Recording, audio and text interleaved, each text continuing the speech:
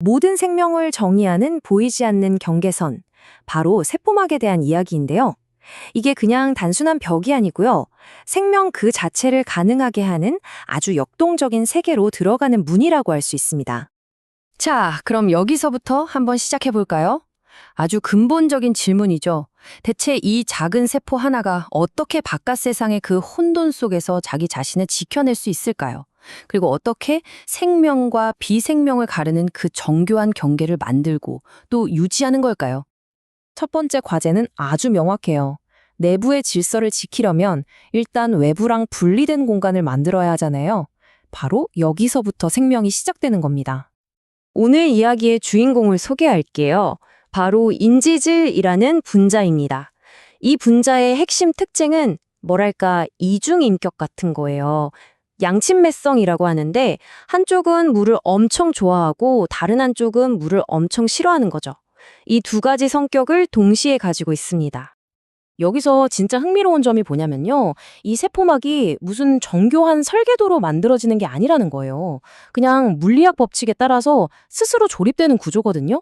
물을 싫어하는 꼬리들은 안쪽으로 막 숨으려고 뭉치고 물을 좋아하는 머리들은 바깥쪽을 향하면서 저절로 이중층 장벽이 딱 생겨나는 거죠. 심지어 손상돼도 스스로 복구하는 진짜 놀라운 능력까지 갖췄습니다. 근데 생각해보면 그냥 단단한 벽만 있다고 살아있는 세포가 될 순 없겠죠. 살아있는 세포라면 소통도 해야 하고 움직이고 계속 변해야 하잖아요. 그러니까 다음 과제는 이 경계에 생명력을 불어넣는 겁니다. 그 해답이 바로 1972년에 나온 유동 모자이크 모델입니다. 이게 우리의 생각을 완전히 뒤바꿔놨어요. 세포막은 고정된 벽이 아니라 그 안에 있는 분자들이 계속해서 움직이는 마치 액체 같은 상태라는 개념이었죠. 사실 세포막은 임지질로 만든 단순한 벽이 전혀 아니에요. 여기 보세요. 단백질이 절반 이상을 차지하잖아요. 이건 뭐랄까 아주 복잡하고 활발하게 움직이는 분자들의 사회 같은 거죠. 그리고 바로 이 단백질들이 문지기 역할도 하고 물질을 옮기는 통로도 되고 신호를 받는 안테나 역할도 하는 그런 핵심적인 일들을 다 합니다. 여기서 또 콜레스테롤이 정말 중요한 역할을 하는데요. 온도가 막 올라가면 막이 너무 흐물흐물해지지 않게 꽉 잡아주고요. 반대로 온도가 내려가서 딱딱하게 굳으려고 하면 그 사이에 끼어들어서 공간을 만들어줘요. 그러니까 막의 상태를 항상 딱 좋게 최적으로 유지해주는 완충제 같은 역할을 하는 거죠. 자, 그럼 이제 다음 문제로 넘어가 볼게요.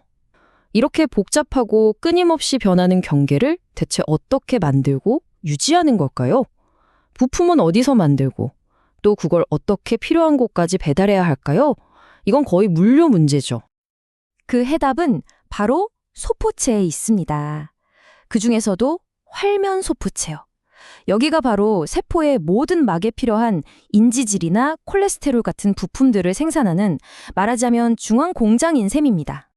이렇게 공장에서 만들어진 지질은 두 가지 방식으로 배송이 돼요. 하나는 소낭 운반인데 이건 뭐랄까 대형 화물선처럼 지질이랑 단백질을 뭉텅이로 실어서 옮기는 거고요. 다른 하나는 비소낭 운반인데 이건 두 막이 거의 맞닿는 지점에서 필요한 지질만 콕 집어서 빠르게 전달해주는 거의 특급 배송 서비스 같은 거예요. 자, 이제 마지막 퍼즐입니다. 그리고 가장 정교한 부분이기도 하죠.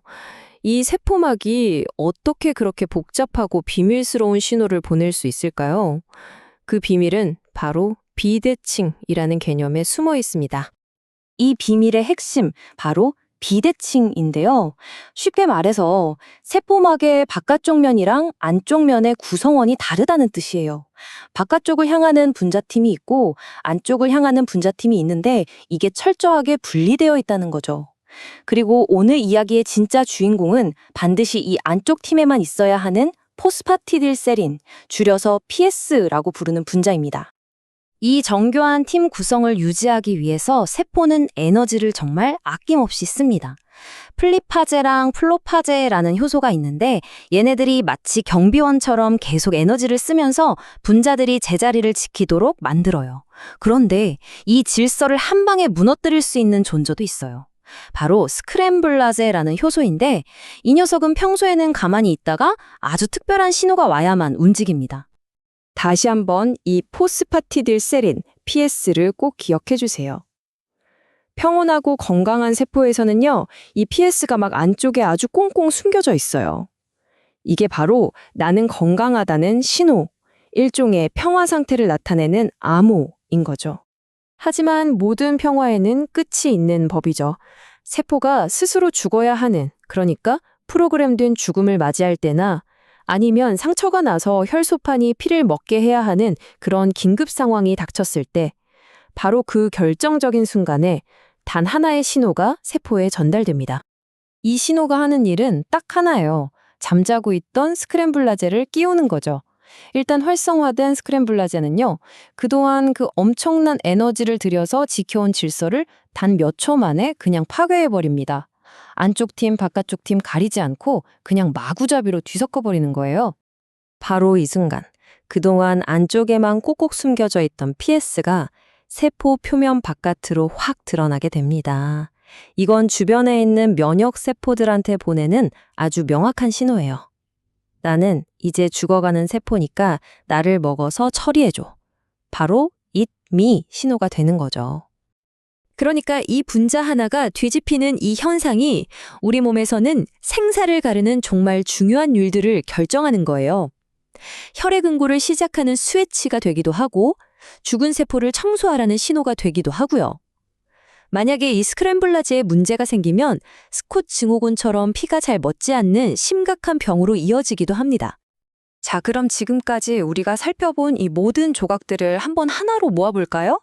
세포막은 대체 어떤 존재일까요? 결론적으로 세포막은 그냥 가만히 서 있는 벽이 절대 아니라는 겁니다. 끊임없이 부품을 만들고 배송하고 다시 배치하고 신호를 보내는 이 모든 활동이 균형을 이루는 역동적인 정상 상태, 바로 그 자체인 거죠.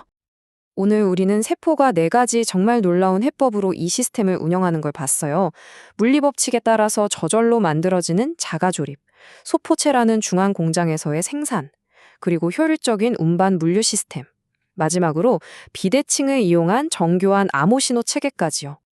이렇게 정교하고 복잡한 막이 우리 존재의 가장 기본 단위라면 과연 지금 이 순간에도 우리 몸속에서는 우리가 아직 알지 못하는 또 얼마나 많은 경이로운 일들이 펼쳐지고 있을까요? 생각할수록 정말 놀랍지 않나요?